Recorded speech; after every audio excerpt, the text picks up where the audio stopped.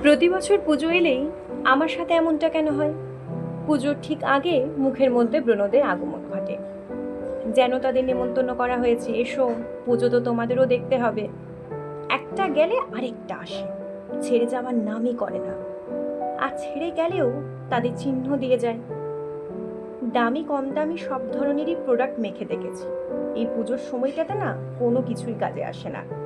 কাজে উদ্যোগ নিয়েছি শরীরকে ডিটক্স রাখার। তাই ইউটিউব দেখে ঝটপট এই জুসটা বানিয়ে নিলাম, আর সাথে 1 সপ্তাহের জন্য স্টোরও করে নিলাম। দেখি তো কাজ করে কিনা। আন্দাজ না থাকায় ভুলবশত অনেকটা জুস বানিয়ে ফেলেছি।